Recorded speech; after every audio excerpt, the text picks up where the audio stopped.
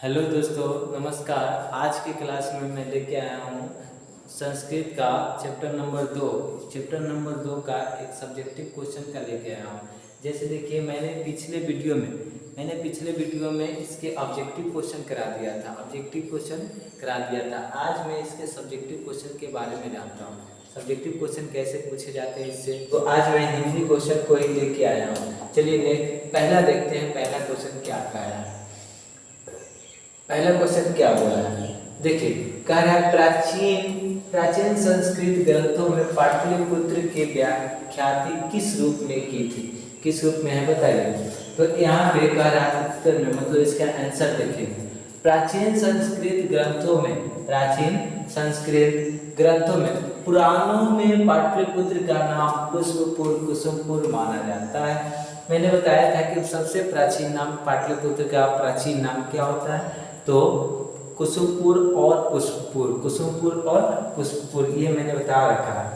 इस नगर के समीप पाटल पुष्पों का उत्पादन होता था। मतलब क्या कह रहा है कि यानी इस नगर के समीप पाटल पुष्प, एक पुष्प था जिसका नाम था पाटल, और इसका उत्पादन हुआ करता था इसके समीप, इसके नजदीक में।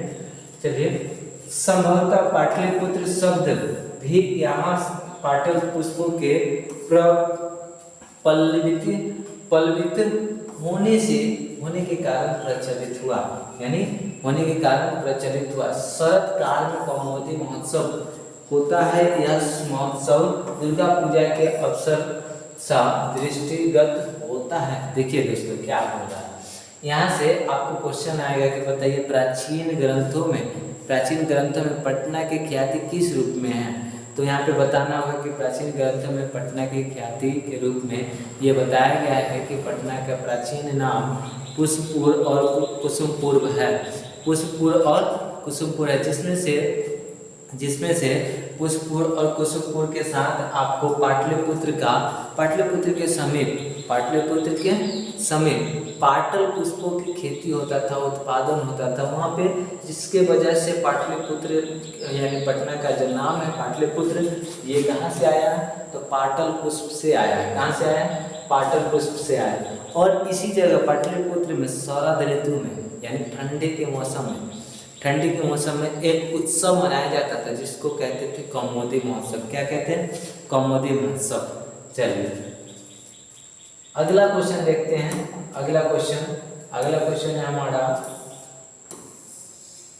नेक्स्ट क्वेश्चन है, क्वेश्चन नंबर 2 है। क्या कह रहा है कि पाटलिपुत्र नगर का वैभव का वर्णन करें। मतलब पाटलिपुत्र के नगर के बारे में वर्णन करना है। तो कह रहा है पाटलिपुत्र प्राचीन काल से ही अपनी वैभव परंपरा के लिए विख्यात रही है। विदेशी यात्री लोग आकर अपने संस्मरण ग्रंथों में यहाँ के अनेक उत्कृष्ट संपदाओं का वर्णन किया है। मतलब जैसे पटना में कौन कौन आए थे, तो मैं बता दे रहा हूँ। पटना में चाइनीज यात्री 3 आए थे, यूनान के यात्री 1 आए थे, यानी चौथा कौन आए थे, यूनान के 1 आए थे, जो कि मेगास्मिथ थे। चाइनीज यात्री थे फायान इतसिंह और वेंसन, ये 4 यात्री आए थे। और भी कई सारे आए थे, लेकिन ये 4 मेन है, फेमस इस किताब में बताया गया है बुक में। और मेगास्थिनीज ने लिखा, यानी कौन, मेगास्थिनीज, जो कि यूनान के राजदूत था। चंद्रगुप्त मौर्य के काल में यहाँ शोभा और रक्षा व्यवस्था के उत्कृष्ट थी। अशोक के काल में यहाँ निरंतर समृद्धि थी। कवि राजशेखर ने अपनी रचना काव्यमीमांसा में ऐसी बात लिखी है कि ये बड़े बड़े कवि व्याकरण भास्कर यहाँ परीक्षित हुए हैं। यानी बड़े बड़े व्याकरण लेने वाले बड़े बड़े भास्कर, बड़े बड़े कवि लोग कहाँ से परीक्षित हुए हैं, यानी परीक्षा कहाँ से दिए हैं, तो पाटलिपुत्र से दिए हैं। आज पाटलिपुत्र नगर पटना के नाम से, यानी किसके नाम से, पटना के नाम से ये प्रचलित है, नाम से जाना जाता है। यहाँ संग्रहालय, गोलघर, जैविक उद्यान इत्यादि दर्शनीय स्थल यानी पर्यटन स्थल क्या संग्रहालय है, गोलघर है, जैविक उद्यान है जिसको चिड़ियाघर कहते हैं, जैविक उद्यान को चिड़ियाघर कहते हैं। और भी कई सारा है, उच्च न्यायालय है, समाहरणालय है, उसके बाद है गुरुद्वारा है, हनुमान मंदिर यानी महावीर मंदिर है, बहुत सारा घूमने का जगह है, तारामंडल है। चलिए उसका इत्यादि दे रखा है यहाँ पे। इस प्रकार पाटलिपुत्र प्राचीन काल से आज तक विभिन्न क्षेत्रों में वैभव धारण करता है। आज तक विभिन्न क्षेत्रों में वैभव धारण करता है, जिसका संकलित रूप संग्रहालय में देखने योग्य है। मतलब पटना का जो संग्रहालय है उसमें सभी यानी प्राचीन से प्राचीन चीजों को रखा गया, उसमें दिखाया गया। नेक्स्ट क्वेश्चन है, अगली क्वेश्चन को देखते हैं। अगली क्वेश्चन है हमारा कवि दामोदर गुप्त। कवि दामोदर गुप्त के अनुसार पाटलिपुत्र नगर कैसा है? पाटलिपुत्र नगर कैसा है? तो उत्तर में बताया, इसमें बिहार की राजधानी पटना के प्राचीन महत्व की निरूपण करने के साथ ऐतिहासिक परंपरा से आधुनिक राजधानी के प्रसिद्ध स्थलों के निरूपण किया गया है। इस पाठ के कथाकृत करके छात्र किसी भी वाक्य प्रतिस्पर्धा में भाग ले सकते हैं। मतलब ध्यान दीजिए दोस्तों, यहाँ पे क्या बोल रहा है, कवि दामोदर गुप्त ने अपने कुटुम्बता की रचना में उन्होंने बताया था कि पाटलिपुत्र जो है, पाटलिपुत्र में विभिन्न प्रकार के घूमने के जगह है, यानी ऐतिहासिक परंपरा आधुनिक राजधानी के समृद्ध स्थल भी हैं। चलिए यहाँ तक क्लियर है।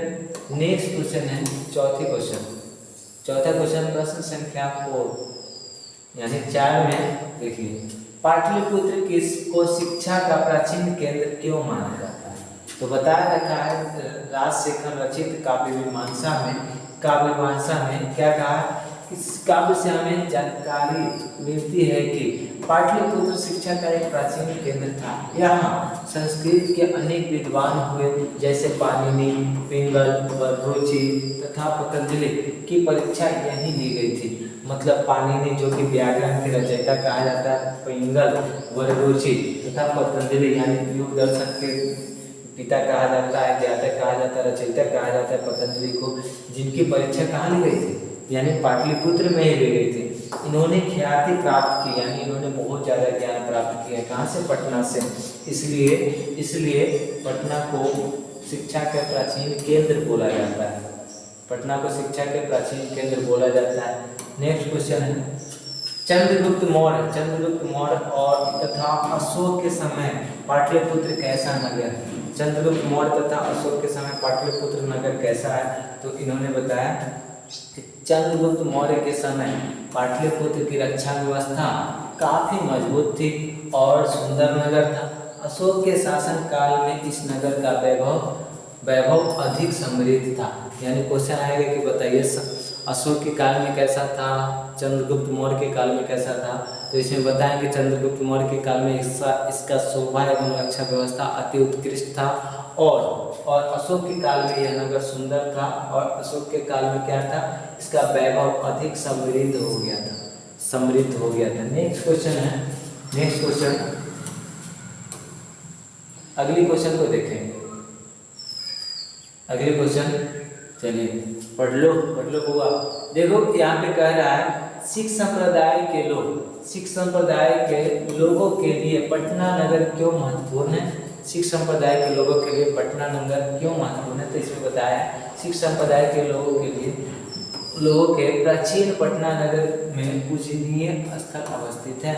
मतलब यहाँ पे जो गुरु गोविंद सिंह, देखिए यहाँ पे लिखा हुआ है, यहाँ उनके 10वें गुरु गोविंद सिंह जी का जन्म स्थान है।